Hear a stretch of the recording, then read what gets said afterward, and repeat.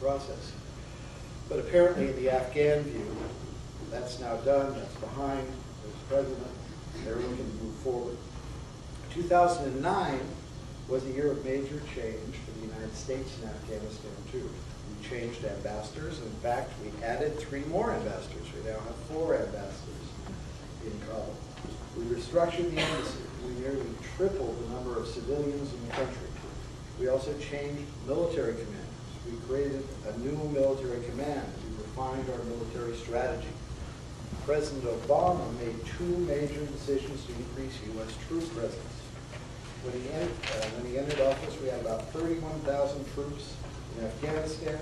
The buildup that he announced at West Point will take us to more than triple the military presence in Afghanistan.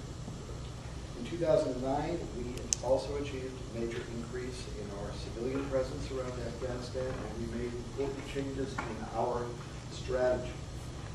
Overall, we moved agriculture to the top of our non-security agenda, realizing that Afghanistan's future stability depends on its ability to return to its historic role as a breadbasket of the South Central Asia region. We changed our counter-narcotics strategy, moving from a not very effective poppy eradication program that was alienating key segments of Afghan society, particularly in farm communities, to a strategy that's now focused on interdiction of drug traffickers and on programs to help farmers move from illicit to licit crops, such as wheat or grapes or pomegranates, that they could sell and make a profit to support their families.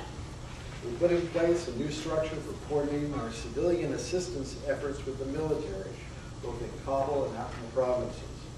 And we started a new series of sectoral strategy in our efforts to fight corruption, build good governance in the country, and promote rule of law. 2010 started with that major conference in London that I mentioned, the goal of which was to cement consensus between Afghanistan and its international partners on a way forward. Secretary of State Clinton, Ambassador Holbrooke, our Special Envoy, Ambassador Eikenberry, General McChrystal, joined President Karzai and key foreign ministers from around the world. They all agreed in this communique in London to a series of policy planks and broad commitments to take our policy forward. And now the challenge for us, as I mentioned in the months ahead, before we have another big ministerial conference in the spring in Kabul, is to turn those broad commitments into specific implementation plans and specific ways forward in different sectors across the range of policy that we're dealing with. We're going to need resources and people to take this forward. Our civilian uplift is continuing. When the Obama administration took office, there were 360 American civilians on the ground in Afghanistan working for the embassy. Today there are almost 1,000, and that's still growing. There's a 6-fold increase of U.S. civilians outside of Kabul, despite the dangerous conditions in which many of them are living with their military colleagues in the provinces. These civilians include agricultural experts, they include development advisors, they include experts on governance, on public diplomacy, they include law enforcement experts from the FBI and from the Drug Enforcement Administration, and many more. And the goal is to help Afghans to help themselves. This year, 2010, is going to be very critical for our involvement. The course that we're on provides a good chance of achieving success on a reasonable timetable. However, we face serious challenges. 8 years after 9/11 and the removal of the Taliban from power, Afghanistan remains a disconnected society. It's divided by factionalism. It's plagued by corruption and illegal narcotics, and challenged by a persistent insurgency, as well as widespread poverty and unemployment. These problems are in large measure the product of nearly 3 decades of war, which wrought havoc on Afghan society. And while critics still ask why we haven't made more progress since we arrived in Afghanistan in 2002, I think there is now widespread recognition that until very recently, the international community had not developed the sort of military and had not developed a program to put in place the sort of military and civilian resources required to remedy problems of this great magnitude, create a stable state in Afghanistan. Subnote here. One of the things that I think as you study fragile states and post-war states that gets underestimated is how hard it is to rebuild societies after they've gone through such disasters. It just takes time, it takes effort, it takes healing. It doesn't happen in 1 year, it doesn't happen in 2 years, even in the best of circumstances. It takes a while. We also see disillusionment among the Afghans. They're disillusioned with their own government, and they're disillusioned with the uneven results of the assistance delivered by the international community. We're trying to help a society that simultaneously wants and resists outside intervention.